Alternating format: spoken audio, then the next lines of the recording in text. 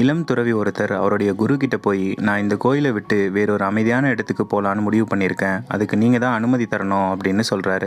அதுக்கு அந்த குரு என்ன ஆச்சு அப்படின்னு கேட்குறாரு. இந்த கோவிலில் இருக்க சில துறவிகள் அரசியலை பற்றி பேசுகிறாங்க, இன்னும் சிலர் உங்களை பற்றி, என்னை பற்றி, மற்றவங்களை பற்றி எப்போவுமே தப்பாக தான் பேசிகிட்டு இருக்காங்க, இன்னும் ஒரு சிலர் எப்போவுமே கிசுகிசுக்கள் மட்டும்தான் பேசிக்கிட்டே இருக்காங்க. இப்படி என்னை சுற்றி எதிர்மறையான மக்கள் இருக்கிறப்போ என்னுடைய ஆன்மீக வாழ்க்கையில் என்னால் கவனம் செலுத்த முடியல, அதனால தான் வேறொரு அமைதியான இடத்துக்கு போகலான்னு முடிவு பண்ணியிருக்கேன் அப்படின்னு சொல்கிறாரு.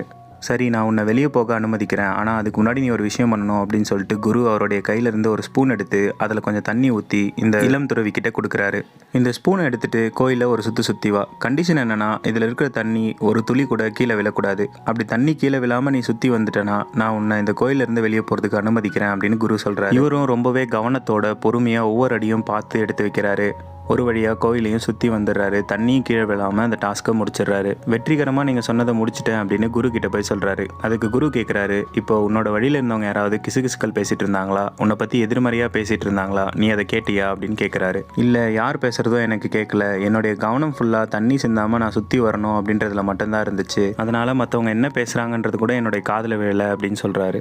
நம்மளுடைய வாழ்க்கையிலையும் நிறைய எதிர்மறையான விஷயங்கள் நம்மளை சுற்றி நடந்தாலும் நம்மளுடைய இலக்கு என்னவோ அதை நோக்கி நம்ம கவனம் செலுத்தணும்னா நம்ம ஒரு அமைதியான மனநிலையை அடைய முடியும். நம்ம மேலே நம்ம கவனம் செலுத்துகிறப்ப அடுத்தவங்க என்ன சொன்னாலும் அது நமக்கு வெறும் சத்தமாக தான் இருக்கும் அப்படின்னு குரு சொல்லி முடிக்கிறாரு. இந்த கதையோட மாரல் என்னென்னா, நம்மளை சுற்றி நிறைய நெகட்டிவான பீப்புள் இருந்துக்கிட்டே தான் இருப்பாங்க, நம்மளை பற்றி எப்போவுமே தப்பாகவும் பேசிக்கிட்டே தான் இருப்பாங்க. அதெல்லாம் நம்ம கண்டுக்காமல் நம்ம இலக்கு என்னவோ அதன் மீது கவனம் செலுத்தணும்னா கண்டிப்பாக நம்மளால் வாழ்க்கையில் ஜெயிக்க முடியும், அமைதியான மனநிலையும் அடைய முடியும். நன்றி.